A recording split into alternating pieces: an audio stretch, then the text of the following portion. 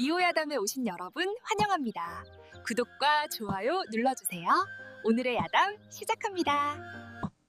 조선 영조 연간 전라도 태인현은 크지도 작지도 않은 고을이었습니다.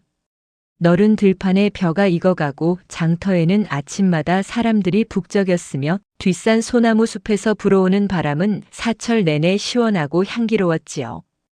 그 고을 외곽 야트막한 언덕 아래의 기와는 낡았지만 마당만은 깔끔하게 쓸린 집이 하나 있었습니다. 선비 임도술의 집이었지요. 임도술은 한때 고을에서 제법 이름이 알려진 선비였습니다. 글을 잘 짓고 인품이 반듯하다는 소문이 자자했지요.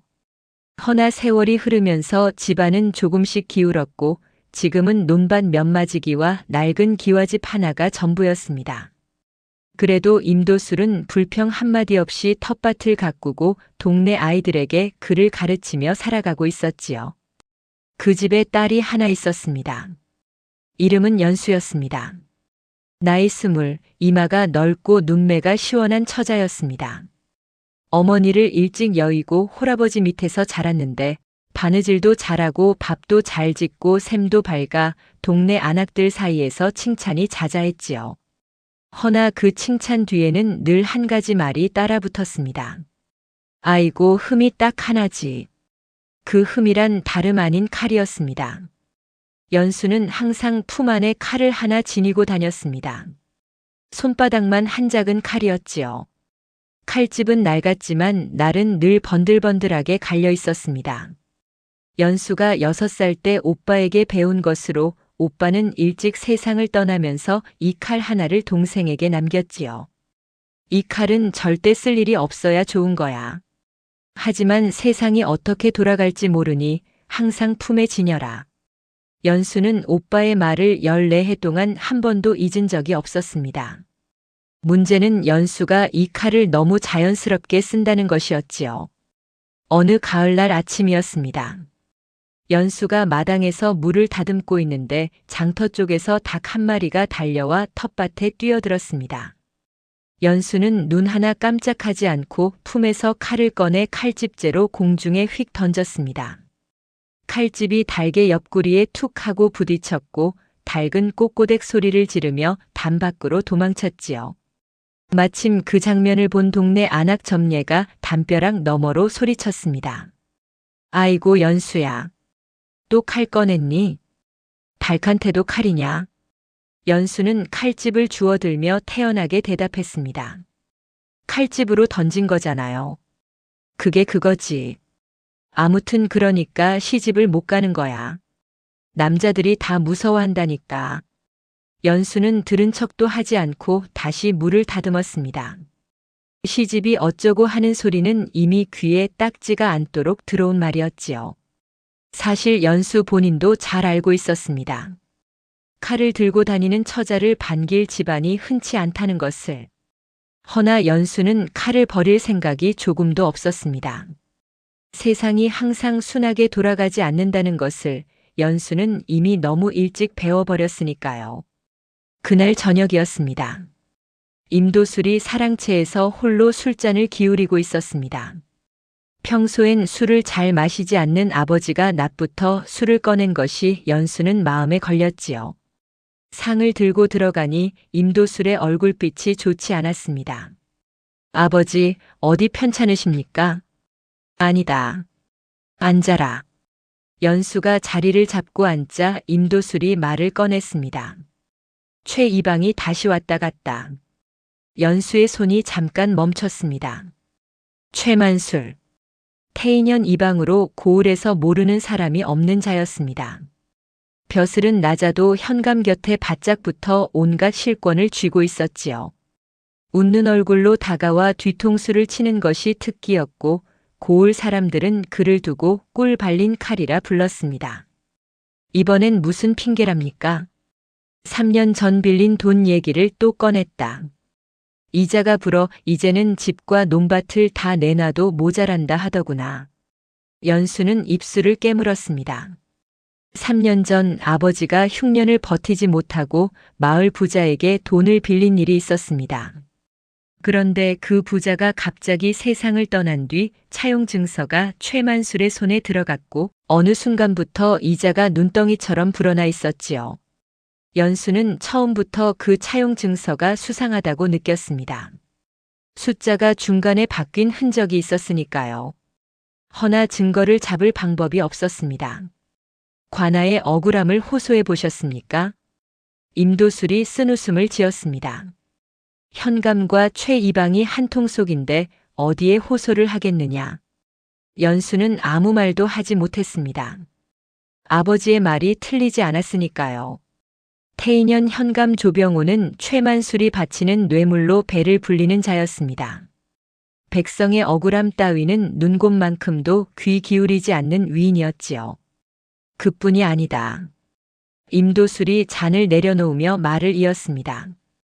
최 이방이 오늘 내 얘기를 꺼냈다. 제 얘기요. 빚을 탕감해 줄 테니 너를 자기 첩으로 달라 했다. 방안이 조용해졌습니다. 잠시 후 연수가 천천히 입을 열었습니다. 아버지, 말해라. 제 칼이 어디 있는지 아십니까? 임도술이 딸의 얼굴을 바라보았습니다. 연수는 웃고 있었습니다. 허나 그 웃음이 임도술은 오히려 더 무서웠지요. 연수야, 섣불리 움직이지 마라. 걱정 마십시오. 연수는 조용히 일어나 상을 들고 방을 나섰습니다.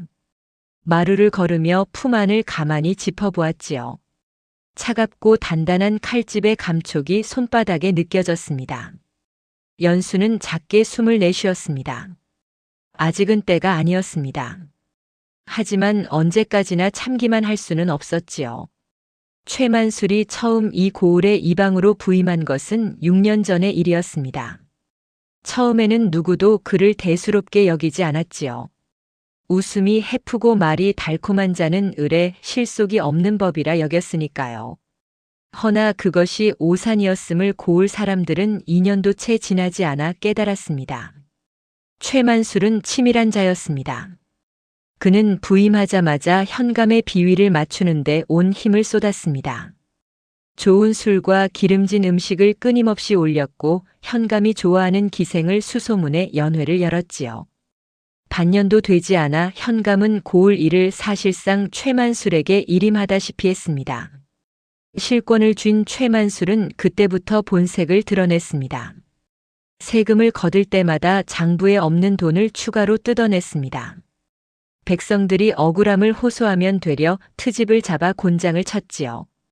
장터 상인들에게는 매달 뇌물을 상납하게 했습니다. 내지 않으면 영업을 못하도록 트집을 잡았지요. 그리고 눈에 드는 재산이 있으면 반드시 손에 넣었습니다. 방법은 간단했습니다. 빈 문서를 위조하거나 오래된 토지 문서를 바꿔치기 하거나 없는 죄를 만들어 옥에 가두고 재산으로 빼내거나. 최만술은 그 세 가지 방법을 상황에 따라 능숙하게 골라 썼지요. 임도술의 경우는 첫 번째였습니다. 연수는 이 모든 것을 알고 있었습니다. 허나 아는 것과 막는 것은 전혀 다른 문제였지요. 연수는 밤마다 이 생각을 하며 잠을 이루지 못했습니다. 방법이 없는 것인지 아직 찾지 못한 것인지 그 경계에서 매일 밤 뒤척였지요. 그러던 어느 날 아침이었습니다. 임도술이 연수를 불렀습니다. 혼담이 들어왔다. 연수는 처음엔 대수롭지 않게 들었습니다. 가끔 동네 어르신들이 중매를 넣는 일이 있었으니까요. 허나 다음 말을 듣고는 눈썹이 올라갔습니다. 한양에서 왔다.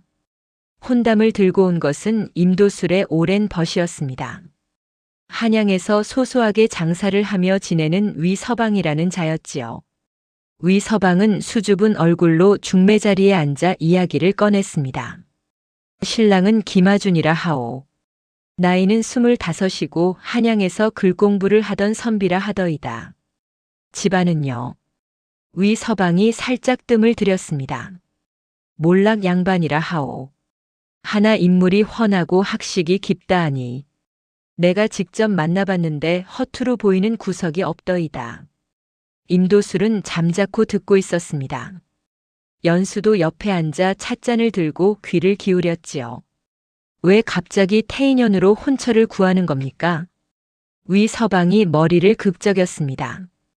글쎄, 나도 자세히는 모르오. 그냥 조용하고 단단한 처자를 구한다 하더이다. 소문의 연수 낭자가 그렇다 하여. 연수는 속으로 생각했습니다. 조용하고 단단하다는 소문은 좋은데 그 소문 뒤에 칼 얘기도 따라붙지 않았을까 하고 말이지요. 임도술은 며칠을 고민했습니다. 마땅히 거절할 이유도 없었고 최만술의 압박이 점점 거세지는 상황에서 딸을 빨리 좋은 곳에 시집 보내는 것이 낫다는 판단도 있었지요. 결국 혼담은 성사되었습니다. 혼례일은 보름 뒤로 잡혔습니다. 연수는 준비를 하면서도 내내 마음 한구석이 불편했습니다. 너무 갑작스러웠으니까요. 한양에서 느닷없이 혼담이 들어온 것도 신랑 측에서 혼례를 서두르는 것도 무언가 앞뒤가 맞지 않는 느낌이었지요. 허나 아버지의 얼굴을 보면 그런 말을 꺼낼 수가 없었습니다. 오랜만에 생기가 돌아온 얼굴이었으니까요. 연수는 혼수를 챙기면서 짐 제일 밑바닥에 칼을 넣었습니다. 시집을 가도 이것만은 가져가야 했습니다. 오빠가 남긴 것이기도 했고 세상이 어떻게 돌아갈지 모른다는 것을 연수는 여전히 믿고 있었으니까요. 보름이 지났습니다. 혼례날 아침 연수는 족두리를 쓰고 화롯을 입으며 생각했습니다. 저 먼 한양에서 온 신랑이 어떤 사람일지 괜찮은 사람이길 바랐습니다. 아버지처럼 반듯한 사람이면 충분했지요. 연수는 거울에 비친 자신의 모습을 바라보았습니다. 화롯 속에 손을 넣어 칼집을 한번 짚어보았습니다. 여전히 그 자리에 있었습니다. 연수는 고개를 끄덕였습니다. 이제 준비가 되었지요. 혼례가 열리기 사흘 전이었습니다. 최만술이 관아 마당에 고을 이장들을 불러 모았습니다. 딱히 고한 것도 없이 그냥 오라 했는데 아침 일찍부터 이장들이 하나둘 모여들었지요. 오라 하면 와야 하는 것이 이 고을의 법도였으니까요. 최만술은 대청마루에 떡하니 앉아 이장들을 내려다보았습니다. 나이는 40 남짓, 살이 올라 볼이 탐스럽게 붉어진 얼굴에 항상 웃음기가 걸려 있었지요. 처음 보는 사람은 그 웃음을 보고 인심 좋은 사람이라 여겼습니다. 허나 그 웃음 뒤에 무엇이 있는지 아는 사람들은 오히려 그 웃음이 나올 때가 더 무서웠지요. 올해 가을 추수가 제법 넉넉했다지요. 이장들이 일제히 고개를 숙였습니다. 예, 이방날이. 그렇다면 이번 세금도 넉넉히 내야겠지요. 작년보다 2배로 올렸으니 기한 안에 꼭 맞춰주시오. 마당이 조용해졌습니다. 이장들은 서로 눈치를 살폈지요. 작년 세금도 이미 턱없이 높았는데 2배라니. 그것은 사실상 논밭을 팔아도 모자랄 금액이었습니다. 용기 있는 이장 하나가 조심스럽게 입을 열었습니다. 이방날이 그것은 너무 가혹하지 않습니까? 백성들이 감당하기 어렵습니다. 최만술의 웃음이 조금 깊어졌습니다. 감당하기 어렵다고요. 최만술이 천천히 자리에서 일어났습니다. 그러면 감당할 수 있도록 재산을 줄이면 되지 않겠습니까? 땅이 많으면 세금도 많은 법이지요. 이장들은 더 이상 아무 말도 하지 못했습니다. 최만술은 다시 자리에 앉으며 손을 가볍게 내저었지요. 됐습니다. 가보시오. 기한은 열흘이요. 이장들이 고개를 푹 숙인 채 마당을 빠져나갔습니다. 최만술은 그 뒷모습을 보며 차를 한 모금 마셨지요. 표정 하나 변하지 않았습니다. 그것이 최만술이었습니다. 태인연에서 농사를 짓는 박서방은 논 3마지기를 가진 평범한 농부였습니다. 흉년이든 풍년이든 묵묵히 일하며 처자식을 건사해온 사람이었지요. 그런데 어느 날 관아에서 사람이 왔습니다. 박서방, 5년 전에 돈 빌린 거 알지요? 박서방은 고개를 갸웃했습니다. 5년 전에 돈을 빌린 일이 없었으니까요. 저는 돈 빌린 적이 없는데요. 여기 차용 증서가 있어. 내민 종이를 들여다보니 박서방의 이름이 적혀 있었습니다. 수결도 비슷하게 흉내 내찍혀 있었지요. 박서방은 억울해서 소리쳤습니다. 이건 제가 쓴 것이 아닙니다. 관아에 가서 따지겠소. 관아에 갔습니다. 현감은 들은 척도 하지 않았습니다. 이방 최만술이 가져온 문선이 틀릴 일이 없다는 것이었지요. 박서방이 울부짖으며 억울함을 호소했지만 결국 곤장 10대를 맞고 쫓겨났습니다. 사흘 뒤 박서방의 논 세마지기는 최만술의 것이 되었습니다. 이런 일이 이 고을에서는 낯선 일이 아니었습니다. 최만술이 부임한 6년 동안 이와 비슷한 일이 수십 번 반복되었지요. 처음에는 백성들이 들고 일어나기도 했습니다. 허나 앞장선 사람은 반드시 죄를 뒤집어 쓰고 옥에 갇혔습니다. 그 뒤로는 아무도 나서지 않았지요. 고을 사람들은 최만술의 이름을 들으면 고개를 숙이고 발걸음을 재촉했습니다. 눈에 띄지 않는 것이 최선이었으니까요. 임도술의 집도 그렇게 최만술의 소나귀에 들어가기 시작했습니다. 3년 전 조작된 차용증서 한 장으로 시작된 일이었지요. 처음엔 작은 금액이었습니다. 그런데 어느새 이자가 불어나고 또 불어나 이제는 집과 논밭을 다 팔아도 갚기 어려운 금액이 되어 있었습니다. 연수는 이 모든 사정을 속속들이 알고 있었습니다. 알면서도 어찌할 수 없다는 것이 더 분했지요. 밤마다 차용 증서를 꺼내 들여다보았습니다. 숫자를 고친 흔적이 분명 있었습니다. 허나 그것을 증명할 방법이 없었지요. 연수는 차용 증서를 접어 품 안에 넣었습니다. 칼 옆에 나란히 언젠가 반드시 쓸 날이 올 것이라 믿었습니다.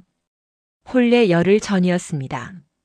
연수가 장터에서 혼수 재료를 사고 돌아오는 길이었지요. 보따리를 이고 좁은 골목길을 걷는데 뒤에서 발소리가 따라왔습니다. 처음엔 그냥 지나가는 사람인 줄 알았습니다. 허나 발소리가 줄어들지 않았지요. 연수가 걸음을 늦추면 발소리도 늦어졌습니다. 연수가 걸음을 빠르게 하면 발소리도 빨라졌지요. 연수는 멈추지 않고 품 안으로 손을 넣었습니다. 골목 끝에 다다르자 발소리가 불쑥 가까워지더니 굵은 손이 연수의 어깨를 잡아챘습니다. 잠깐. 연수가 돌아보았습니다. 최만술의 부하 둘이었습니다. 고을 사람들이 두억신이 형제라 부르는 자들이었지요. 형은 덩치가 황소만했고 동생은 눈이 옆으로 길게 찢어진 것이 음흉해 보이는 인상이었습니다. 이방 나리께서 전하라 하셨소. 동생이 입을 열었습니다. 혼례 취소하시오. 이방 나리께서 낭자를 거두실 것이오. 아버지 빚도 없애주신다 하시니 이보다 좋은 조건이 어디 있겠소. 연수는 잠자코 두 사람을 바라보았습니다. 전해 들었소. 그럼 됐소. 혼례는 없던 일로 하시오. 연수가 천천히 고개를 끄덕였습니다. 알겠소. 동생이 희죽 웃으며 형을 바라보았습니다. 형도 느슨하게 웃었지요. 그 순간이었습니다. 연수의 손이 품에서 나왔습니다. 손에는 칼집에서 꺼낸 칼이 들려 있었지요. 연수는 칼날로 동생의 옷깃을 살짝 걷어 올렸습니다. 칼끝이 목에서 손가락 하나 거리였습니다. 연수의 표정은 놀랍도록 차분했습니다. 전해드리시오. 다시 오면 칼날을 보게 될 것이라고. 형과 동생은 굳어버렸습니다. 눈이 왔다 갔다 하다가 천천히 뒷걸음질을 쳤지요. 저 전현이. 가시오. 연수는 칼을 다시 칼집에 넣고 보따리를 고쳐 이었습니다. 그리고 아무 일도 없었다는 듯 골목을 빠져나갔지요. 두억신이 형제는 한참 동안 그 자리에 서 있었습니다. 형이 먼저 입을 열었습니다. 야, 왜? 저 처자 진짜 찌를 것 같았냐? 동생이 한참 생각하다 대답했습니다. 찌를 것 같았다. 두 사람은 서로를 바라보다 말없이 걸음을 돌렸습니다. 두억신이 형제에게 보고를 들은 최만술의 얼굴에서 웃음이 사라졌습니다. 칼을 꺼냈다고. 예, 나리. 손이 하나도 안 떨렸습니다. 최만술은 잠시 생각에 잠겼습니다. 그리고 이내 다시 웃음을 되찾았지요. 됩니다. 강단 있는 여자가 오히려 낫지요. 최만술은 방향을 바꿨습니다. 연수를 직접 압박하는 대신 혼례 자체를 망가뜨리기로 했지요. 신랑 측에 사람을 보내 혼담을 깨도록 압력을 넣었습니다. 태인연에서 혼례를 올리면 좋을 것이 없을 것이라는 협박이었지요. 허나 이상하게도 신랑 측에서는 꿈쩍도 하지 않았습니다. 압력을 넣은 사람이 빈손으로 돌아오자 최만술은 미간을 찌푸렸습니다. 다음에는 혼례 당일 분란을 일으킬 계획을 세웠습니다. 혼례 자리에서 임도술의 빈 문제를 들고 나와 망신을 주고 혼담을 파혼으로 몰아가는 것이었지요. 부하들에게 역할을 나누어 주며 최만술은 생각했습니다. 어차피 저 처자는 내 것이 될 것이다. 시간 문제일 뿐이지. 그 사실을 연수는 알지 못했습니다. 허나 어딘가 수상한 낌새가 있다는 것은 느끼고 있었지요. 밤마다 불을 켜두고 혼수를 챙기면서도 머릿속은 복잡했습니다. 아버지는 이제 기침이 잦아졌습니다. 걱정이 몸으로 나오는 것이었지요. 연수는 약을 다리면서 속으로 다짐했습니다. 무슨 일이 있어도 이 혼례는 반드시 치른다. 그리고 반드시 아버지를 지킨다. 혼례를 나흘 앞두고 고을에 작은 소문이 돌기 시작했습니다. 장터 주막에서 시작된 소문이었지요. 한양에서 오는 신랑이 사실은 집도 재산도 없는 빈털털이라는 것이었습니다.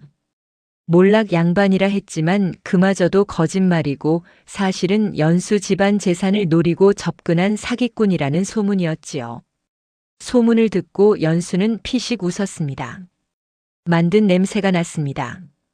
최만술이 흘린 소문이 분명했지요. 장터 상인들은 소문에 혹했지만 연수는 아니었습니다. 오히려 최만술이 저 정도로 혼례를 방해하려 한다는 것이 마음에 걸렸지요. 그만큼 급하다는 뜻이었으니까요. 연수는 주막 안악 점례를 찾아갔습니다. 점례는 고을 소식이라면 모르는 것이 없는 사람이었지요. 최 이방이 요즘 무슨 움직임이 있느냐. 점례가 목소리를 낮췄습니다. 아가씨, 그거 알아서 뭐하게. 괜히 건드렸다가 큰일 나. 알고 싶어서. 점례가 한숨을 쉬며 말했습니다. 며칠 전에 최 이방이 두억신이 형제한테 뭔가 시켰다더라.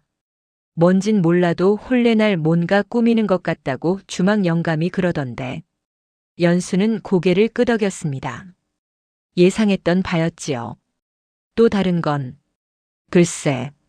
최 이방이 요즘 박서방네 논 넘어 김신의 밭도 눈독 들인다더라.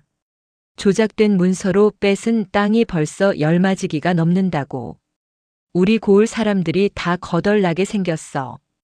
연수는 말없이 자리에서 일어났습니다. 점례가 불안한 눈으로 연수의 뒷모습을 바라보았지요.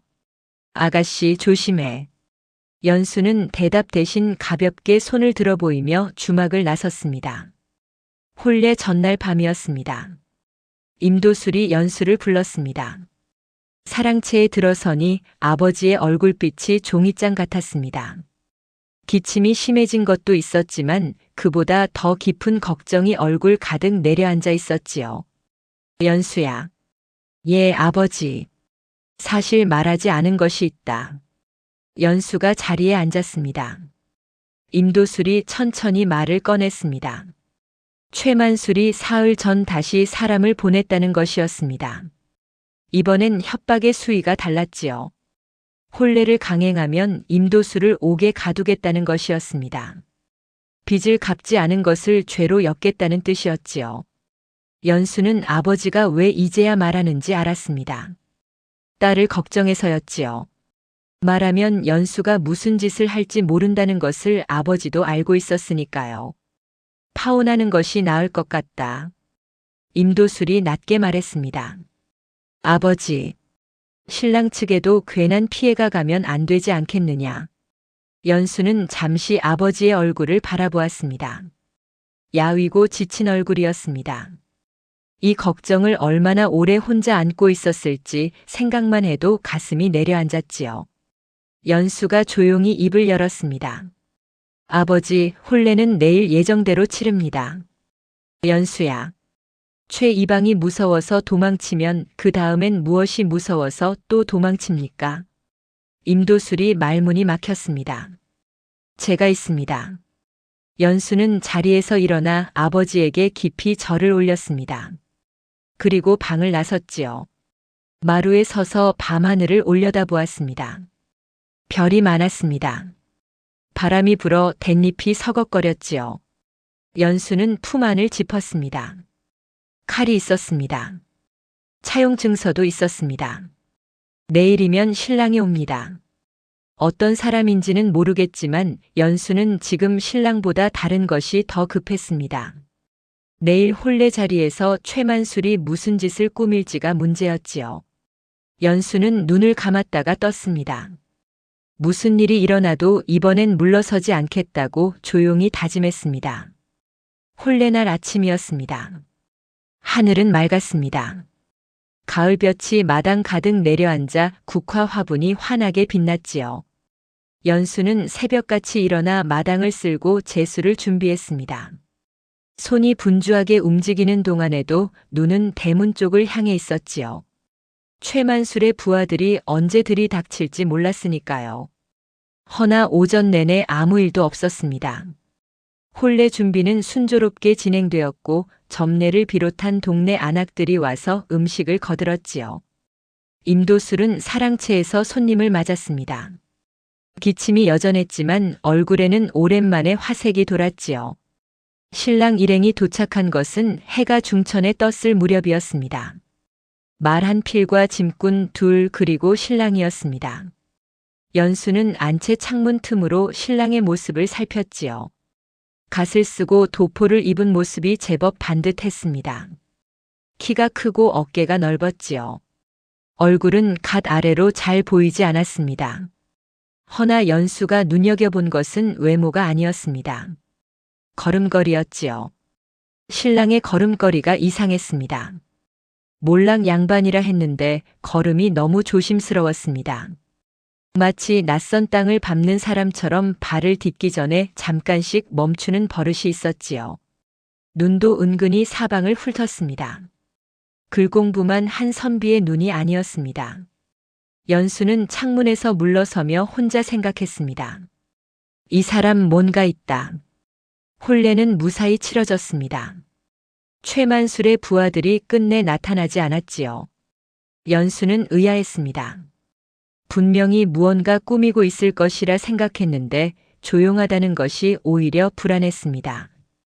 폭풍 전 고요함 같은 느낌이었지요. 혼례를 마치고 신랑과 나란히 앉아 잔을 나누는 동안 연수는 옆을 힐끔 바라보았습니다. 신랑 김아주는 잔을 들면서도 눈이 자꾸 마당 쪽을 향했지요. 손님들의 얼굴을 하나하나 스치듯 살피는 것이 보였습니다. 연수는 자기 잔을 내려놓으며 낮게 속삭였습니다. 찾는 것이 있습니까? 김아준이 멈칫했습니다. 아니요. 그냥 경치가 좋아서. 연수는 고개를 끄덕였습니다. 마당의 경치라고는 낡은 담벼락밖에 없었지요. 이 사람 거짓말도 잘 못하는군. 밤이 깊었습니다. 손님들이 돌아가고 임도술도 안채로 들어간 뒤 연수는 신방에 홀로 앉아 있었습니다. 촛불 하나가 조용히 타오르고 있었지요. 연수는 곰곰이 생각했습니다. 최만술이 왜 오늘 아무 짓도 하지 않았을까? 혼례를 방해할 것이라 생각했는데 혹시 더 큰 무언가를 준비하고 있는 것은 아닐까? 생각이 꼬리를 물었습니다. 그러다 문득 손이 움직였지요. 연수는 자연스럽게 품에서 칼을 꺼냈습니다. 칼집을 무릎 위에 올려놓고 가만히 내려다보았지요. 오빠가 남긴 칼이었습니다. 어떤 상황에서도 이것만 있으면 마음이 차분해졌습니다. 그때였습니다. 문이 열렸습니다. 김아준이었습니다. 두 사람의 눈이 마주쳤습니다. 정확히는 김아준의 눈과 연수의 무릎 위 칼이 마주쳤지요. 순간이었습니다. 김아준의 얼굴에서 핏기가 사라졌습니다. 눈이 칼에 고정된 채 몸이 굳었지요. 그러더니 그대로 옆으로 쓰러졌습니다. 쿵. 연수는 눈을 깜빡였습니다. 쓰러진 김아준을 내려다보았습니다. 기절한 것이 분명했지요. 연수는 잠시 그 모습을 바라보다가 칼을 품에 넣었습니다. 그리고 조용히 다가가 손목을 짚어보았지요. 맥은 살아있었습니다. 다만 완전히 뻗어 있었지요. 연수는 한숨을 내쉬었습니다. 세상에, 칼만 보고 기절을 하다니. 연수는 김아준의 머리 아래 베개를 받쳐주었습니다. 그리고 물수건을 가져와 이마에 얹었지요. 촛불을 낮추고 맞은편에 앉아 팔짱을 끼웠습니다. 이것이 내 신랑이라니. 김아준이 눈을 뜬 것은 1시경쯤 지났을 때였습니다. 천장을 바라보다가 고개를 돌렸지요. 연수가 맞은편에 앉아 자신을 내려다보고 있었습니다. 표정은 딱히 화난 것도 아니고 걱정스러운 것도 아니었습니다. 그냥 신기한 것을 구경하는 얼굴이었지요. 김아준이 벌떡 일어나려다 어지러운지 다시 주저앉았습니다. 조심하시오. 연수가 물 한 잔을 건넸습니다. 김아준이 잔을 받아들고 조용히 물을 마셨습니다. 그리고 헛기침을 했지요. 내가 기절하셨습니다. 그게 아니라 내가 갑자기 어지러워서 칼 보고 쓰러지셨습니다. 김아준의 귀가 빨개졌습니다. 연수는 표정을 바꾸지 않고 말을 이었습니다. 호신용 칼이요. 해칠 생각이 있었으면 이미 베었겠지요. 알고 있어. 나도 그걸 모를 리가. 그런데 왜 쓰러지셨습니까? 김아준이 입을 꾹 다물었습니다. 연수는 잠시 그 얼굴을 바라보다가 다른 말을 꺼냈습니다. 한 가지 물어보겠소. 물어보시오. 오늘 혼례 자리에서 당신은 손님들 얼굴을 하나하나 살폈소. 처음 오는 마을인데 누굴 찾고 있었습니까? 방 안이 조용해졌습니다. 김아준이 연수를 바라보았습니다. 연수도 김아준을 바라보았지요. 촛불이 조용히 흔들렸습니다. 예리하시군요. 그 말이 대답입니까? 김아준이 천천히 입술을 열었습니다. 내일 얘기합시다. 오늘은 내가 너무 창피하오. 연수는 피식 웃음이 나오려는 것을 참았습니다. 그러시오. 연수는 자리에서 일어나 이불을 꺼냈습니다. 방 한쪽에 자리를 펴주고 자신은 맞은편에 앉았지요. 주무시오. 당신은요? 나는 괜찮소. 김아준이 잠시 연수를 바라보다가 이불 속으로 들어갔습니다. 천장을 바라보며 작게 말했지요. 내가 많이 우습게 보이겠구려. 연수가 촛불을 낮추며 대답했습니다. 아직 판단하기 이르오. 김아준이 잠시 침묵하다가 낮게 웃었습니다. 연수는 그 웃음소리를 들으며 생각했습니다. 이 사람 생각보다 단단한 구석이 있다. 다음 날 아침이었습니다. 연수가 밥상을 들고 방에 들어서니 김아준은 이미 일어나 단정하게 앉아 있었습니다. 어젯밤과는 달리 눈빛이 또렷하고 차분했지요. 연수가 상을 내려놓으며 말했습니다. 어젯밤 하려던 말을 들어도 되겠소. 김아준이 숟가락을 들다가 잠시 멈췄습니다. 밥 먹고 하시지요. 지금 하시오. 김아준이 연수를 바라보았습니다. 연수는 상 맞은편에 앉아 똑바로 기다리고 있었지요. 김아준은 숟가락을 내려놓았습니다. 나는 암행어사요. 방 안이 조용해졌습니다. 연수는 표정이 변하지 않았습니다. 김아준이 조심스럽게 말을 이었지요. 이 고을 이방 최만술의 비리를 조사하러 왔소. 신분을 숨겨야 했고 이 고을에 자연스럽게 들어올 방법이 필요했지요. 마침 혼담이 들어왔다는 소식을 듣고 마침이라고 하셨소. 네. 그러니까 나는 암행어사 나리의 위장수단이었던 것이요. 김아준이 잠시 말문이 막혔습니다. 그런 뜻이 아니라 됩니다. 연수가 손을 들었습니다. 사실 나도 최만수를 잡고 싶소. 우리 아버지 빈 누명이 그자가 꾸민 일이오. 조작된 차용 증서를 가지고 있어.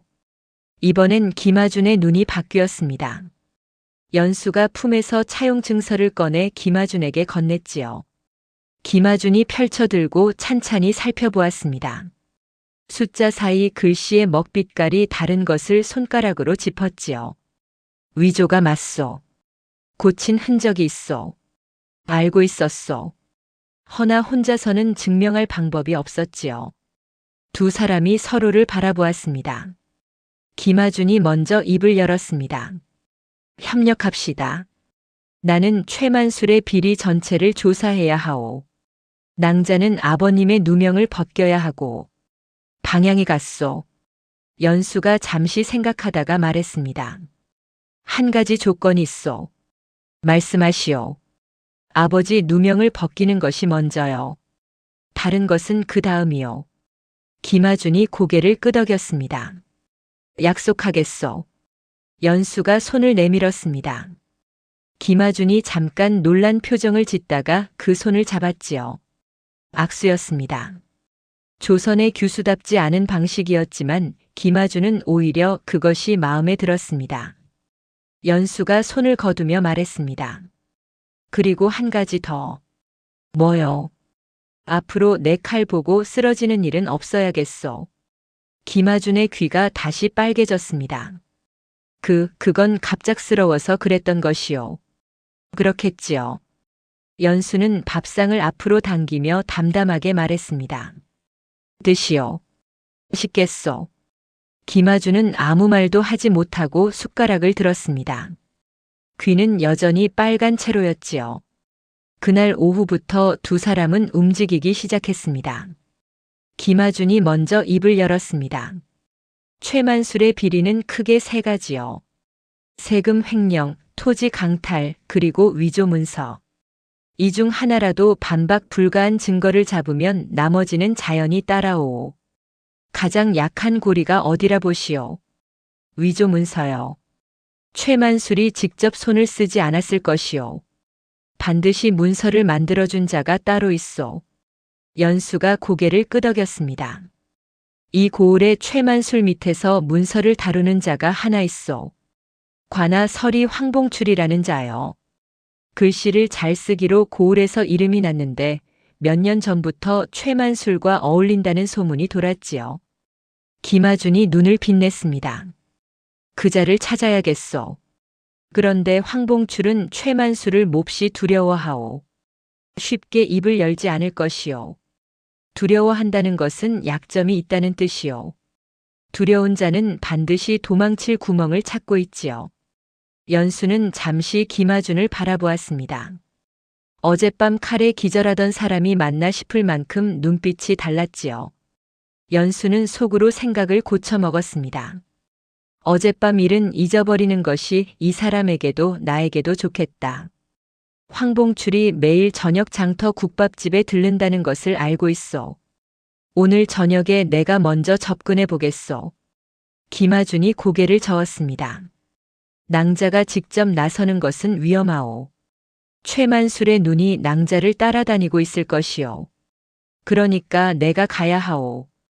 당신이 가면 더 수상하오. 한양에서 온 신랑이 관아 서리를 찾아다닌다면 누구든 눈치채겠지요. 김아준이 입을 다물었습니다. 틀린 말이 아니었으니까요. 조심하시오. 항상 조심하오. 연수는 자리에서 일어나며 덧붙였습니다. 그리고 당신은 오늘 저녁 아버지와 마당에 앉아 담소를 나누시오. 평범한 신혼 부부처럼 보여야 하오. 김아준이 고개를 끄덕였습니다. 그리고 연수의 뒷모습을 바라보며 작게 중얼거렸습니다. 참 무서운 사람이군. 저녁 무렵 연수는 장터 국밥집을 찾았습니다. 황봉출은 이미 와 있었습니다. 나이 50 가까이 되어 보이는 마른 체형의 사내였지요. 국밥 한 그릇을 앞에 두고 술잔을 기울이고 있었는데 눈이 자꾸 문 쪽을 향했습니다. 누가 들어올 때마다 움찔하는 것이 보였지요. 연수는 황봉출 맞은편 자리에 앉으며 말했습니다. 국밥 한 그릇 주시오. 황봉출이 연수를 바라보았습니다. 연수는 아무렇지 않은 얼굴로 주변을 둘러보다가 낮게 말했지요. 임선비댁 딸이요. 황봉출의 손이 멈췄습니다. 3년 전 우리 아버지 차용 증서를 기억하시오. 황봉출의 얼굴에 땀이 맺혔습니다. 연수는 국밥이 오자 천천히 숟가락을 들며 말을 이었지요. 알고 있소. 당신이 고친 것을. 나는 모르오. 무슨 말을 하는 것이오. 목소리를 낮추시오. 황봉출이 주변을 두리번거렸습니다. 연수는 국밥을 한 숟가락 떠먹으며 조용히 말했습니다. 나는 당신을 잡으러 온 것이 아니오. 당신도 최만술이 두렵겠지요. 그자 밑에서 언제까지나 살 수는 없을 것이오. 황봉출의 손이 부들부들 떨렸습니다. 최만술이 당신을 버리는 날이 올 것이오. 그때 당신 혼자 죄를 뒤집어 쓰게 될 것이오. 그것을 모르지는 않겠지요. 황봉출이 입술을 달싹였습니다. 어떻게 하라는 것이오. 지금 당장은 아무것도 하지 않아도 돼요. 다만 마음의 준비를 하시오. 때가 되면 내가 다시 오겠소. 연수는 국밥을 다 비우고 자리에서 일어났습니다. 돈을 상 위에 놓으며 낮게 말했지요. 우리 아버지 차용 증서 원본이 어디 있는지 알고 있지요. 황봉출은 아무 말도 하지 못했습니다. 그 침묵이 연수에게는 충분한 대답이었지요. 연수가 국밥집을 나서는데 골목 어귀에서 그림자가 움직였습니다. 연수는 걸음을 늦추지 않았습니다. 그림자가 따라붙는 것이 느껴졌지요. 하나가 아니었습니다. 둘이었습니다. 두억신이 형제였습니다. 연수는 속으로 한숨을 내쉬었습니다. 황봉출을 만나는 것을 들킨 것인지 아니면 애초에 미행이 붙어 있었던 것인지 어느 쪽이든 좋지 않은 상황이었지요. 골목이 좁아지는 곳에서 형이 앞을 가로막았습니다. 또 만났소 낭자. 연수는 멈섰습니다. 왜 황봉출을 만났소? 국밥 먹으러 갔다가 아는 얼굴이 있어 인사했을 뿐이요. 동생이 비죽 웃었습니다. 아는 사이도 아니잖소. 이 고을에서 모르는 사람이 어디 있소. 형이 한 걸음 다가섰습니다. 이방 나리께서 낭자한테 전하라 하셨소. 황봉출 근처에 얼씬도 하지 말라고. 그리고 형이 잠시 뜸을 들였습니다. 신랑 양반 한양으로 돌려보내시오. 오래 있으면 좋지 않을 것이오. 연수의 눈이 차가워졌습니다. 그때였습니다. 골목 안쪽에서 발소리가 들리더니 김아준이 나타났지요. 손에 등불을 들고 있었습니다. 아, 여기 있었구려. 오래 기다렸소. 마치 아내를 마중 나온 신랑처럼 자연스럽게 연수 옆에 섰습니다. 두억신이 형제를 보고는 가볍게 고개를 끄덕였지요. 밤길에 웬일들이시오. 형제가 김아준을 훑어보았습니다. 김아준은 무해해 보이는 웃음을 띠고 서 있었지요. 허나 서 있는 방식이 달랐습니다. 발이 어깨 너비로 벌어지고 중심이 낮았지요. 보통 선비의 자세가 아니었습니다. 형제는 눈빛을 교환하더니 뒤로 물러섰습니다. 전할 말은 전했소. 잘 생각하시오. 두 사람이 골목을 빠져나갔습니다. 연수가 조용히 말했지요. 마당에 있으라 하지 않았소. 기다리다 불안해서. 나를 믿지 못하는 것이요. 당신을 믿소. 다만 두억신이 형제를 믿지 못하는 것이요. 연수는 대꾸 없이 걷기 시작했습니다. 김아준이 나란히 따라붙었지요. 등불이 두 사람의 발 앞을 밝혔습니다. 연수가 작게 말했습니다. 황봉출이 흔들렸소. 원본 차용 증서의 위치를 알고 있소. 김아준이 걸음을 늦추지 않으며 낮게 대답했습니다. 잘하셨소. 밤이 깊어서야 두 사람은 방에 마주 앉았습니다. 연수가 황봉출과의 대화를 전하자 김아준은 조용히 듣고 있다가 입을 열었습니다. 황봉출을 증인으로 세우면 가장 강한 증거가 되오. 허나 최만술이 황봉출을 먼저 손 볼 수 있소. 서둘러야 하오. 원본 차용증서 위치를 알아내야 하오. 황봉출이 숨겨둔 것인지 아니면 최만술이 갖고 있는 것인지. 최만술의 창고에 있을 가능성이 크오. 비리 문서들을 한 곳에 모아두는 것이 그런 자들의 습성이오. 연수가 생각에 잠겼습니다. 최만술의 창고는 관아 뒤편에 있어. 관아 담장 너머로 복숭아 나무가 보이는 곳이요. 내가 어릴 때 장터 심부름을 다니며 여러 번 본 적이 있지요. 담장을 넘는 것은 위험하오. 넘지 않아도 돼오. 김아준이 연수를 바라보았습니다. 관아 담장 동쪽에 배수로가 있어. 비가 많이 오면 물이 넘치는 곳인데 흙이 무너져 구멍이 생겼어. 어른이 기어서 들어갈 만한 크기요. 김아준이 눈을 가늘게 떴습니다. 그것을 어떻게 알고 있어? 연수가 잠시 눈을 피하며 말했습니다. 전에 한 번 들어간 적이 있어. 관아에 몰래. 장부를 보고 싶었어. 김아준이 잠시 말을 잃었습니다. 그러다가 작게 웃음을 내뱉었지요. 내가 낭자를 잘못 바꾸려. 어떻게 봤어? 그냥 칼 잘 드는 규수인 줄 알았어. 연수가 담담하게 말했습니다. 칼도 들고 담도 넘소. 김아준이 웃음을 삼키며 말을 이었습니다. 좋소. 이틀 후 비가 온다는 소문이 있어. 비 오는 날 밤을 이용합시다. 창고에서 문서를 찾고 황봉출에게 증언을 받으면 최만수를 옥죄할 수 있어. 연수가 고개를 끄덕였습니다. 그 전에 한 가지 더 해야 할 것이 있어. 무엇이요? 최만술이 횡령한 세금 장부요. 관아 창고 안에 있을 것이요. 그 장부까지 손에 넣으면 위조 문서와 함께 완벽한 증거가 되어. 김아준이 잠시 연수를 바라보았습니다. 그 눈빛이 조금 전과 달랐지요. 처음 이 고을에 들어올 때부터 혼자 이 모든 것을 생각하고 있었을 사람을 아무것도 모른 채 위장 혼례만 생각하고 왔던 자신이 오히려 민망했습니다. 낭자, 왜 그러시오?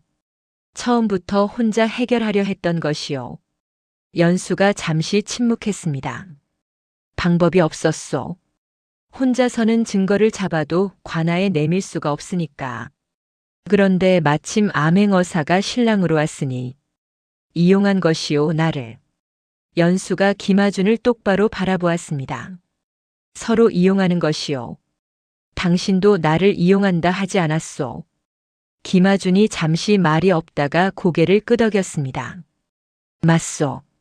두 사람은 잠시 서로를 바라보았습니다. 촛불이 조용히 타올랐지요. 이튿날이었습니다. 김아준이 아침 일찍 장터로 나갔습니다. 신혼 살림에 쓸 물건을 산다는 명목이었지요. 실은 최만술의 일과를 파악하기 위해서였습니다. 최만술이 언제 관아를 비우는지, 부하들의 순찰 시간은 어떻게 되는지를 알아야 했지요. 연수는 집에 남아 임도수를 챙겼습니다. 아버지의 기침이 조금 나아진 듯 했습니다. 마당에 햇볕이 잘 드는 곳에 자리를 깔고 앉아 책을 읽는 임도술의 얼굴이 모처럼 편안해 보였지요. 신랑이 온 것이 마음을 놓이게 한 모양이었습니다. 연수는 약을 다리면서 생각했습니다. 아버지에게는 아직 아무것도 말하지 않았습니다. 암행어사 이야기도 증거 수집 이야기도 괜한 걱정을 드리기 싫었지요. 모든 것이 끝난 뒤에 말씀드리는 것으로 충분했습니다. 오후에 김아준이 돌아왔습니다. 손에 비단 조각과 과일을 들고 있었지요. 임도술 앞에서는 영락없는 살가운 사위였습니다. 임도술이 자리를 피하자 김아준이 낮게 말했습니다. 최만술은 매일 오시에서 미시 사이 관아를 비우오. 기생집에 간다 하더이다. 부하들 순찰은 2경에 한 번, 3경에 한 번이요. 그러면 3경 순찰 이후가 가장 안전하오. 그렇소. 이틀 후 비 오는 밤 3경 순찰이 끝나고 움직입시다. 연수가 고개를 끄덕이다가 말했습니다.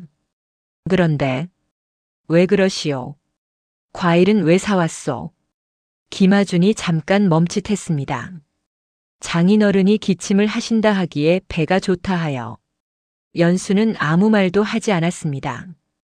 다만 잠깐 눈이 부드러워졌다가 다시 원래대로 돌아왔지요. 고맙소. 김아준이 귀를 극적이며 딴청을 피웠습니다. 비 오기 전날 밤이었습니다. 두 사람은 내일 밤 움직임을 다시 한번 점검했습니다. 연수가 배수로 위치와 창고 내부 구조를 설명했고 김아준은 발각되었을 때 대처 방법을 짚었지요. 한 시즌 넘게 이야기를 나누다 보니 창밖이 점점 조용해졌습니다. 이야기가 끊기자 방안이 고요해졌습니다. 연수가 먼저 말했습니다. 무섭지 않소? 뭐가요? 내일 일이. 김아준이 잠시 생각하다 대답했습니다. 무서운 것이 없다면 거짓말이요. 허나 해야 할 일이요. 왜 암행어사가 됐소? 뜬금없는 질문이었습니다. 김아준이 연수를 바라보았지요. 이런 일을 하면 위험하다는 것을 알면서도 김아준이 잠시 말이 없었습니다. 그러다가 낮게 말했지요. 어릴 때 살던 고을에 탐관오리가 있었소. 아버지가 억울하게 재산을 빼앗기고 쫓겨났지요. 그때 암행어사가 왔소. 고을이 하루아침에 뒤집혔소. 연수가 조용히 들었습니다. 그때 생각했소. 저런 사람이 되어야겠다고. 원수를 갚기 위해서요. 처음엔 그랬소. 지금은 좀 다르오. 어떻게? 김아준이 연수를 바라보았습니다. 낭자처럼 혼자 버티는 사람들이 있다는 것을 알기 때문이요. 그 사람들 곁에 한 번이라도 제때 닿으면 달라지니까. 방안이 조용해졌습니다. 촛불이 가만히 흔들렸지요. 연수는 눈을 창 쪽으로 돌렸습니다. 멀리서 바람 소리가 들려왔습니다. 비가 올 것 같은 냄새가 스며들었지요. 연수는 그 냄새를 맡으며 생각했습니다. 이 사람이 제때 왔는지는 아직 모르겠소. 허나 오지 않은 것보다는 낫겠지. 자시오. 연수가 자리를 정리하며 말했습니다. 내일 밤 몸이 가뿐해야 하오.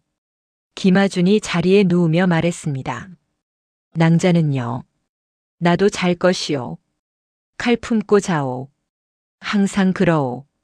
김아준이 작게 웃었습니다. 연수도 입꼬리가 아주 조금 올라갔다가 내려왔지요.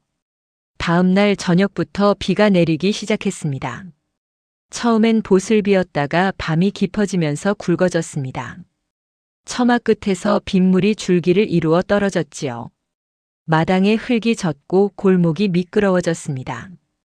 삼경이 지날 무렵 두 사람은 방을 나섰습니다.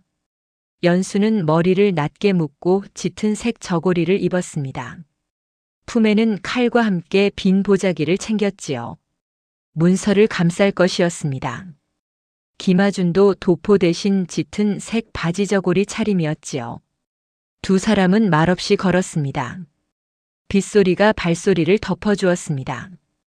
골목을 돌고 돌아 관아 담장 동쪽에 이르렀습니다. 연수가 손짓으로 담장 아래 배수로를 가리켰지요. 구멍이 있었습니다. 흙이 무너진 자리가 여전히 그대로였지요. 연수가 먼저 몸을 낮춰 기어 들어갔습니다. 진흙이 손에 묻었지만 개의치 않았지요. 김아준이 뒤따라 들어왔습니다. 관아 앞마당은 조용했습니다. 순찰이 지나간 직후라 한동안 아무도 오지 않을 것이었지요. 연수가 창고 방향으로 몸을 숙여 달렸습니다. 김아준이 바짝 뒤따랐지요. 빗속에서 두 사람의 숨소리만 들렸습니다. 창고 문은 자물쇠가 채워져 있었습니다. 김아준이 품에서 가는 쇠꼬챙이를 꺼냈지요. 자물쇠를 더듬더니 얼마 지나지 않아 딸깍 소리가 났습니다. 문이 열렸습니다. 두 사람은 안으로 들어갔지요. 연수가 작은 촛불을 켰습니다. 사방에 괴짝과 항아리가 늘어서 있었지요. 연수가 낮게 말했습니다. 문서 괴짝은 안쪽 벽 쪽에 있을 것이요. 두 사람이 조심스럽게 안으로 들어갔습니다. 괴짝들을 하나씩 열어보았지요. 세 번째 괴짝에서 연수의 손이 멈췄습니다. 문서 묶음이 가득했습니다. 연수가 빠르게 훑어 내려갔습니다. 손이 익숙하게 움직였지요. 그러다가 한 장을 꺼냈습니다. 여기 있소. 원본 차용 증서였습니다. 나란히 들여다보니 연수가 가진 것과 숫자가 달랐습니다. 원본에는 열량이라 적혀 있었는데 조작된 것에는 백량으로 바뀌어 있었지요. 틀림없는 위조였습니다. 김아준이 그 뒤쪽 문서 묶음을 집었습니다. 세금 장부요. 연수가 고개를 끄덕이며 두 묶음을 보자기에 감쌌습니다. 그때였습니다. 밖에서 발소리가 들렸습니다. 두 사람이 동시에 촛불을 껐습니다. 창고 안이 칠흑처럼 어두워졌지요. 발소리가 점점 가까워졌습니다. 한 명이 아니었습니다. 둘이었지요. 연수의 손이 품으로 갔습니다. 발소리가 창고 앞에서 멈췄습니다. 두 사람은 숨을 죽였습니다. 연수는 칼집 위에 손을 얹은 채 움직이지 않았지요. 빗소리 사이로 두 사람의 낮은 대화 소리가 들려왔습니다. 비가 너무 오는데 아직 멀었어. 조금만 더. 순찰 부하들이었습니다. 삼경에 한 번 돈다 했는데 두 번 순찰을 나온 것이었지요. 김아준이 연수 귀에 대고 속삭였습니다. 움직이지 마시오. 연수는 고개를 끄덕였습니다. 바깥에서 빗소리와 함께 발소리가 왔다 갔다 했습니다. 창고 문손잡이가 흔들렸습니다. 한 명이 문을 잡아당겨 보는 것 같았지요. 허나 자물쇠를 다시 채워두었던 덕에 문은 열리지 않았습니다. 잠겨있네. 가자. 발소리가 멀어졌습니다. 두 사람은 한참을 그 자리에서 기다렸습니다. 발소리가 완전히 사라진 것을 확인하고서야 연수가 조용히 숨을 내쉬었지요. 두 사람은 창고를 빠져나왔습니다. 왔던 길을 되짚어 배수로를 기어 나왔지요. 밖으로 나오니 빗줄기가 더 굵어져 있었습니다. 골목 어귀에 다다라서야 두 사람은 발걸음을 늦췄습니다. 연수가 품에 감싼 보자기를 짚어보았지요. 빗물에 젖었지만 안에 있는 문서는 무사했습니다. 황봉출은 내일 만나겠소. 김아준이 말했습니다. 내가 가겠소. 이번엔 내가 가오. 낭자는 너무 여러 번 나섰소. 연수가 잠시 생각하다 고개를 끄덕였습니다. 황봉출에게 이것을 보여주시오. 연수가 원본 차용 증서를 건넸습니다. 김아준이 받아 품에 넣었지요. 빗속에서 두 사람은 나란히 집으로 걸었습니다. 어깨가 스칠 만큼 가까운 거리였지요. 연수는 그 거리를 좁히지도 넓히지도 않았습니다. 집에 돌아와 마루에 앉았습니다. 빗물에 흠뻑 젖은 옷에서 물이 떨어졌지요. 연수가 수건을 꺼내 김아준에게 건네고 자신도 머리를 닦았습니다. 김아준이 말했습니다. 낭자, 왜 그러시오? 무서웠소. 조금은. 연수가 수건을 내리며 김아준을 바라보았습니다. 그랬소. 낭자는요? 연수가 잠시 생각하다 말했습니다. 나도. 김아준이 조용히 웃었습니다. 연수도 이번엔 피식 웃음이 새어나왔지요. 처마 끝에서 빗물이 쉬지 않고 떨어졌습니다. 그 소리가 한동안 두 사람 사이를 가득 채웠지요. 다음 날 아침이었습니다. 김아준이 장터로 나간 사이 연수는 집에서 황봉출을 기다렸습니다. 오전이 지나도록 아무 소식이 없었지요. 연수는 불안한 마음을 누르며 아버지 약을 다리고 마당을 쓸었습니다. 오시가 넘어서야 김아준이 돌아왔습니다. 얼굴빛이 좋지 않았습니다. 황봉출이 사라졌소. 연수의 손이 멈췄습니다. 국밥집에도 없고 집에도 없소. 이웃사람 말로는 새벽에 짐을 싸들고 나갔다 하오. 연수는 잠시 눈을 감았습니다. 황봉출이 겁을 먹고 도망친 것인지 아니면 최만술이 먼저 손을 쓴 것인지 어느 쪽이든 증인을 잃은 것이었지요. 문서만으로는 부족하오. 김아준이 낮게 말했습니다. 위조 문서와 세금 장부가 있어도 최만술이 직접 지시했다는 것을 증명할 사람이 없으면 최만술은 모르는 일이라 잡아뗄 것이오. 연수가 눈을 떴습니다. 황봉출 말고 아는 사람이 있소. 누구요? 두억신이 형제요. 최만술의 지시를 직접 받아 움직이는 자들이요. 그중 동생이 형보다 약소. 전에 골목에서 마주쳤을 때 형보다 먼저 물러섰지요. 김아준이 연수를 바라보았습니다. 그자를 어떻게 할 것이요? 연수가 조용히 말했습니다. 함정을 놓겠소. 그날 저녁이었습니다. 연수는 점례를 찾아갔습니다. 점례는 고을 소문이라면 무엇이든 아는 사람이었지만 동시에 입도 무거운 편이었지요. 연수는 조용히 부탁했습니다. 두억신이 동생한테 소문을 하나 흘려주시오. 임선비댁 신랑이 실은 한양에서 온 거상의 아들인데 큰 돈을 가지고 왔다고.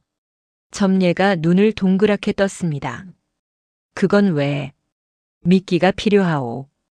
점례가 한참 연수를 바라보다가 결국 고개를 끄덕였습니다. 아이고, 아가씨 때문에 내가 무슨 짓을 하는지 모르겠다. 이틀이 지났습니다. 소문은 빠르게 퍼졌습니다.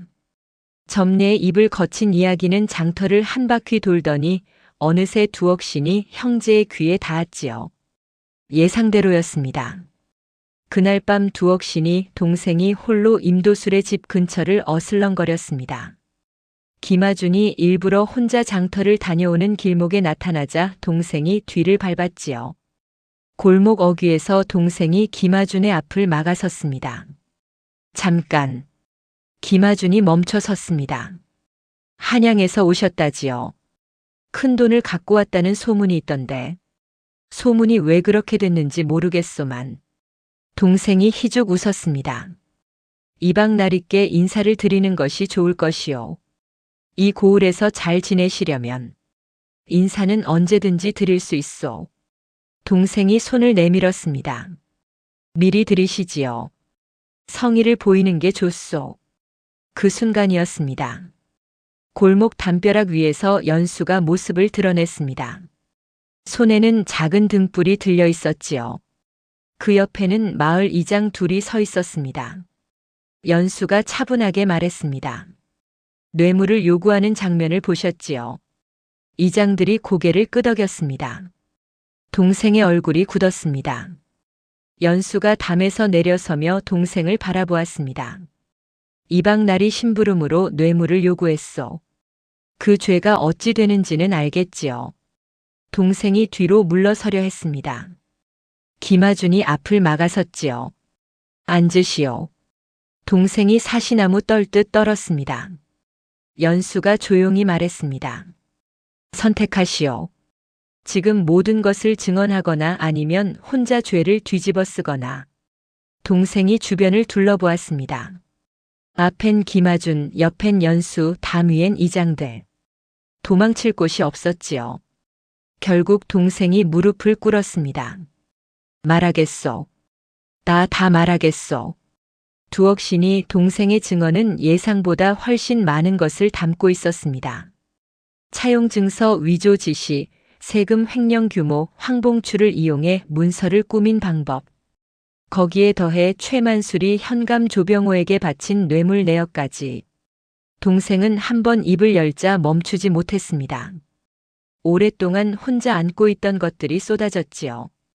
김아준이 모든 것을 꼼꼼히 받아 적었습니다. 그런데 증언이 끝날 무렵이었습니다. 동생이 목소리를 낮추며 말했지요. 한 가지 더 있소. 말하시오. 이방나리가 오늘 밤 임선비를 잡아들이려 하오. 연수의 몸이 굳었습니다. 창고에서 문서가 없어진 것을 알았소. 임선비댁 신랑을 의심하고 있소. 임선비를 인질로 잡아 문서를 돌려받으려는 것이요. 연수가 벌떡 일어섰습니다. 김아준이 연수의 팔을 잡았습니다. 같이 가오. 두 사람이 달렸습니다. 골목을 지나 집 앞에 이르렀을 때였습니다. 대문이 열려 있었습니다. 마당에 횃불이 켜져 있었지요. 최만술의 부하 셋이 임도술을 둘러싸고 있었습니다. 임도술은 마루에 앉은 채 꼿꼿한 자세를 유지하고 있었지만 얼굴이 창백했지요. 최만술이 마당 한가운데 서 있었습니다. 웃는 얼굴이었습니다. 아이고, 마침 오셨군요. 최만술이 두 사람을 바라보았습니다. 문서를 내놓으시오. 그러면 장인어른은 아무 탈 없이 주무실 수 있어. 연수가 앞으로 나서려 했습니다. 김아준이 먼저 한 걸음 앞으로 나섰지요. 최이방. 김아준의 목소리가 달랐습니다. 아무것도 모르는 신랑의 목소리가 아니었지요. 최만술의 눈이 가늘어졌습니다. 당신은 누구요? 김아준이 천천히 품에 손을 넣었습니다. 마패였습니다. 횃불 아래 마패가 번뜩였습니다. 최만술의 웃음이 순간 얼어붙었지요. 김아준이 또렷하게 말했습니다. 암행어사 출두요. 마당이 순식간에 얼어붙었습니다. 최만술의 부하들이 서로 눈치를 살폈습니다. 임도술은 마루에서 눈을 동그랗게 뜨고 사위를 바라보았지요. 최만술은 잠시 굳어있다가 이내 웃음을 되찾았습니다. 당황한 기색을 숨기는 솜씨가 보통이 아니었지요. 암행어사라고요. 허허 좋소. 그렇다면 법대로 합시다. 내가 무슨 죄를 지었다는 것이요. 김아준이 품에서 문서 묶음을 꺼냈습니다. 임도술 선비의 차용증서 원본이요. 10량짜리를 100량으로 고쳤소. 위조 문서를 이용해 재산을 강탈한 것이요. 최만술의 눈이 흔들렸습니다. 그것이 어디서 나온 것인지 알고 싶소만. 관아 창고에서 나왔소. 이방이 빼돌린 세금 장부와 함께. 최만술이 부하들을 흘낏 바라보았습니다. 그 창고는 아무나 들어갈 수 없는 곳이요. 불법으로 침입한 죄를 물어야겠소. 그 전에 증인이 있소. 연수가 말했습니다. 최만술이 연수를 바라보았지요. 골목 어귀에서 발소리가 들렸습니다. 두억신이 동생이 이장 둘과 함께 들어섰지요. 동생이 최만술과 눈이 마주치자 고개를 숙였습니다. 허나 물러서지는 않았습니다. 이방나리의 지시로 임선비 차용 증서를 황봉출에게 고치도록 했소. 직접 들었소. 최만술의 얼굴에서 웃음이 완전히 사라졌습니다. 이놈이 또 있소. 연수가 한 걸음 앞으로 나섰습니다. 이 고을에서 최만술에게 토지를 빼앗긴 사람이 15집이요. 그 집들 모두 같은 방식으로 조작된 문서를 받았소. 장부에 이름이 다 적혀 있소. 김아준이 세금 장부를 펼쳐 보였습니다. 최만술이 부하들을 향해 소리쳤습니다. 저것들을 잡아라. 부하들이 움직이려는 순간이었습니다. 마당 밖에서 말발굽 소리가 들렸습니다. 대문이 열리며 관복을 입은 관원들이 들이닥쳤지요. 김아준이 미리 인근 고을 관아에 연통을 넣어두었던 것이었습니다.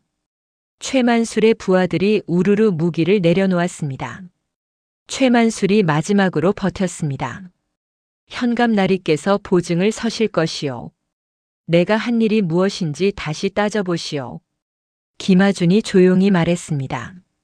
현감 조병호는 오늘 아침 이미 인근 고을에서 격리되었소. 최 이방이 바친 뇌물 장부가 따로 있었으니까요. 최만술의 다리에서 힘이 빠지는 것이 보였습니다. 황봉출은 어디 있소? 그자가 직접 한 일이요. 나는 모르오. 황봉출의 자백서도 있소. 연수가 말했습니다. 최만술이 연수를 바라보았습니다. 사실 황봉출은 도망친 것이 아니었습니다. 연수가 국밥집에서 나눈 대화가 마음에 걸려 이틀 동안 망설이다가 전날 밤 스스로 연수를 찾아온 것이었지요. 두억신이 동생이 움직이는 것을 보고 자신도 결단을 내린 것이었습니다. 황봉출은 자신이 위조한 문서 목록과 최만술의 지시 내용을 상세히 적어 연수에게 건넸습니다.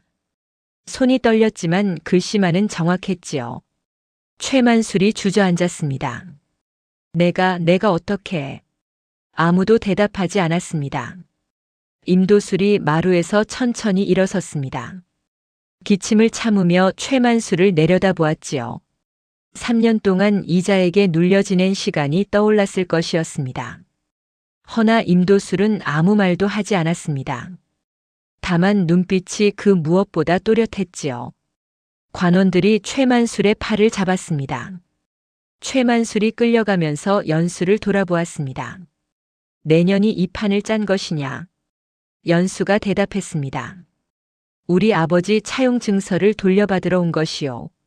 신문은 사흘에 걸쳐 진행되었습니다. 김하준이 확보한 문서들과 황봉출의 자백서, 두억신이 동생의 증언이 모두 일치했습니다.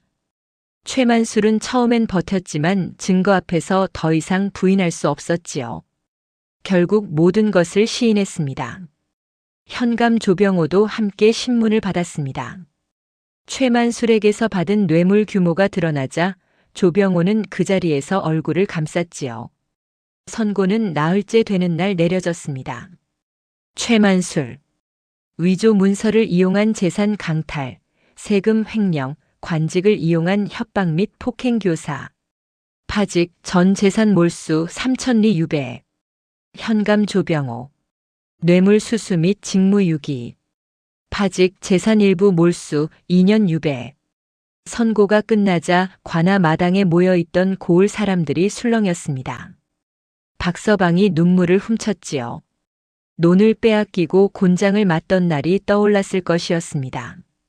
그 옆에 서 있던 사람들도 저마다 눈가를 닦았습니다. 최만술이 포박된 채 끌려나가면서 마당을 가득 메운 사람들의 얼굴을 훑었습니다. 아무도 시선을 피하지 않았습니다. 최만술은 결국 고개를 떨구었지요. 연수는 아버지 옆에 서서 그 장면을 지켜보았습니다. 임도술이 조용히 딸의 손을 잡았습니다. 연수는 그 손을 꼭 쥐었지요. 아무 말도 하지 않았습니다. 하지 않아도 되었으니까요. 김하준이 두 사람 곁으로 왔습니다. 임도술이 사위를 바라보더니 말했습니다. 자네가 암행어사인 줄 알았으면 처음부터 더 잘 대접했을 것을. 김하준이 머리를 극적였습니다. 장인어른 그런 말씀은. 농이요. 임도술이 오랜만에 소리내어 웃었습니다. 기침이 살짝 따라왔지만 그 웃음을 막지는 못했지요. 연수는 그 웃음소리를 들으며 생각했습니다. 3년이었습니다. 3년 동안 이 웃음소리를 듣지 못했지요. 이제 됐습니다. 최만술이 끌려간 뒤 고을은 며칠 동안 조용한 소란 속에 있었습니다.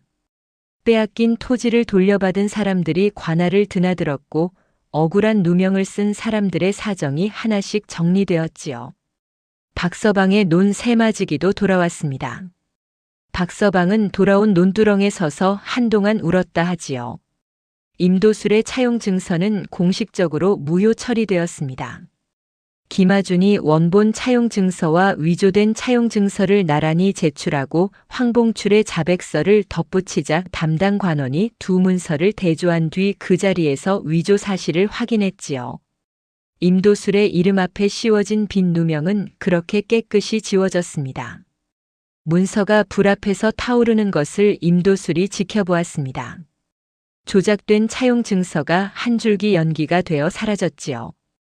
임도술은 그 연기를 멍하니 바라보다가 눈을 감았습니다. 연수가 옆에서 아버지의 팔을 살며시 잡았지요.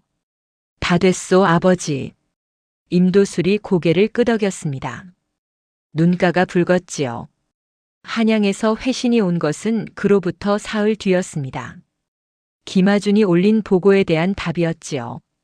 최만술의 죄상이 낱낱이 기록된 문서가 조정에 전달되었고 태인현 피해 백성들에 대한 구제 조치가 승인되었습니다.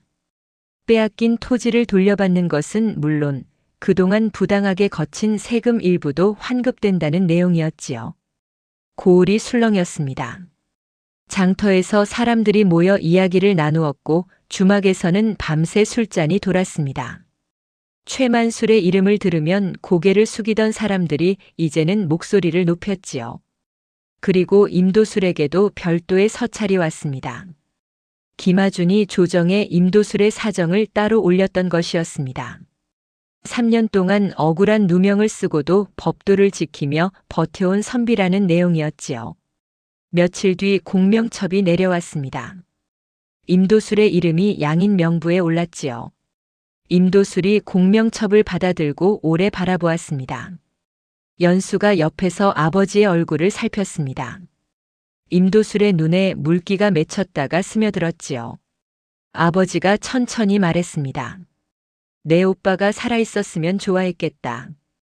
연수는 대답 대신 아버지 손 위에 자신의 손을 얹었습니다.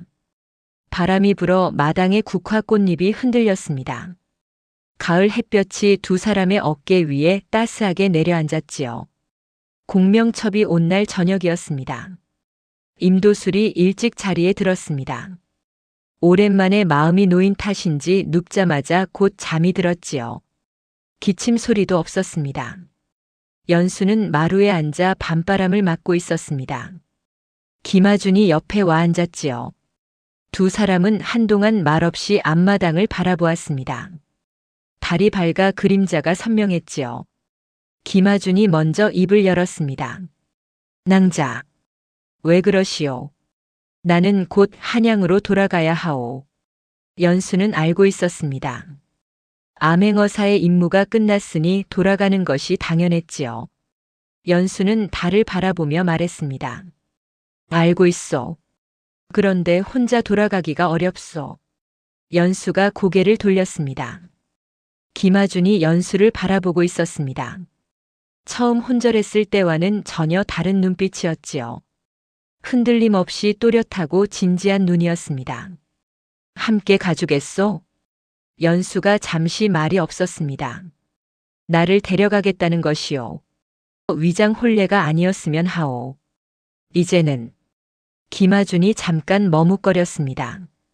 낭자 없이는 그 창고에 들어가지도 못했고 황봉출도 찾아내지 못했을 것이요. 두억 신이도 증인도 아무것도 혼자서는 할 수 없었소. 그것이 청혼 이유요. 아니요. 김아준이 똑바로 말했습니다. 낭자 곁에 있고 싶소. 그것이 이유오. 마당에 바람이 지나갔습니다. 국화가 흔들렸지요. 연수는 잠시 달을 바라보다가 말했습니다. 한 가지 물어봐도 되겠소. 물어보시오. 그날 첫날 밤에 칼 보고 정말 무서웠소. 무서웠소. 지금도? 김아준이 잠시 연수를 바라보았습니다. 지금은 아니요. 왜요? 그 칼이 나를 지켜주는 것인지도 모른다는 생각이 들어서. 연수가 피식 웃었습니다. 오랜만에 힘이 빠진 웃음이었지요. 품에서 손을 들어 칼집을 가만히 짚었습니다. 차갑고 익숙한 감촉이었지요. 아버지께 여쭤봐야 하오. 물론이요. 아버지가 싫다 하시면 설득하겠소. 내가. 연수가 다시 한번 웃었습니다.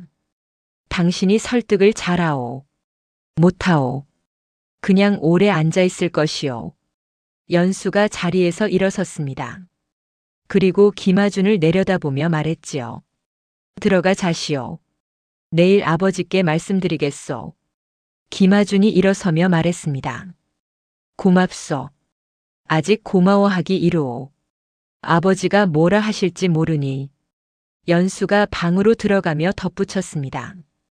그리고 한 가지만. 말씀하시오. 한양 가서도 칼 보고 쓰러지는 일은 없어야 하오. 김아준의 귀가 또 빨개졌습니다. 그 얘기는 이제 그만. 연수가 문을 닫았습니다. 문 안쪽에서 아주 작은 웃음소리가 새어나왔지요. 다음 날 아침 연수는 아버지께 말씀을 드렸습니다. 임도술은 한동안 김아준을 바라보았습니다. 김아준은 아버지가 뭐라 하든 오래 앉아 있겠다고 했지요. 실제로 임도술이 아무 말도 하지 않는 동안 꼼짝도 하지 않고 마주 앉아 있었습니다. 임도술이 결국 입을 열었지요. 자네 칼은 안 무섭나? 무서웠습니다. 처음엔. 지금은 저 칼이 연수를 지켜온 것이라는 생각이 두옵니다. 임도술이 잠시 딸을 바라보았습니다. 연수는 마당 쪽을 보며 아무것도 모르는 척하고 있었지요. 임도술이 긴 숨을 내쉬었습니다. 연수 어미가 살아있었으면 뭐라 했을까? 혼잣말 같은 말이었습니다. 그것이 허락이었습니다. 혼인은 그달 안에 치러졌습니다. 이번엔 위장도 아니고 급조한 혼담도 아니었지요. 고을 사람들이 너나 없이 모여들었습니다. 최만술의 횡포에 시달리던 사람들이 모처럼 웃음을 되찾은 자리였지요. 박서방이 손수 빚은 술을 가져왔고 점례는 음식을 한 손 넘게 해왔습니다. 신방에 들어서기 전 김아준이 문 앞에서 잠시 멈췄습니다. 연수가 안에서 말했습니다. 들어오시오. 칼은 품에 있소. 긴 침묵이 흘렀습니다. 지금 안 들어오시면 두고두고 놀릴 것이오. 문이 열렸습니다. 김아준이 들어서며 말했습니다. 칼집에 있는 거지요. 당연하지요. 연수가 빙그레 웃었습니다. 촛불이 두 사람의 얼굴을 환하게 비추었지요. 바람이 불어 창호지가 살랑거렸습니다. 달빛이 창문에 스며들어 방 안을 은은하게 물들였지요. 훗날 태인현 사람들은 그 시절을 이야기할 때면 이렇게 말했습니다. 최만술이 무너진 것은 암행어사 때문이라고. 허나 그 암행어사를 움직인 것은 칼든 신부였다고. 연수는 한양에서 김아준의 아내로 살면서도 칼을 품에 지니고 다녔습니다. 오빠가 남긴 그 칼이었지요. 김아준은 그 칼을 한 번도 치우라고 하지 않았습니다. 어느 날 어린 아들이 물었습니다. 어머니, 왜 항상 칼을 갖고 다녀요? 연수가 아들의 머리를 쓰다듬으며 말했습니다. 세상이 항상 순하게 돌아가지 않는다. 그러니 언제든 준비가 되어 있어야 한다. 무서우면 어떻게 해요? 무서워도 돼요. 무서운 채로 하면 되니까. 아들이 고개를 끄덕였습니다. 김아준이 옆에서 그 장면을 바라보다가 말했지요. 나도 처음엔 무서웠다. 아버지는 뭐가 무서웠어요? 김아준이 연수를 힐끗 보았습니다. 연수가 눈을 가늘게 떴지요. 그 얘기는 크면 해주마. 선인에게는 반드시 보상이 따르고 악인에게는 반드시 그 대가가 돌아오는 법입니다. 세상이 아무리 어둡더라도 제자리를 지키며 버티는 사람 곁에는 반드시 빛이 닿는 날이 오지요. 칼든 신부 연수의 이야기가 그러했습니다. 다음 영상을 빠르게 만나보시려면 좋아요와 구독을 눌러주세요.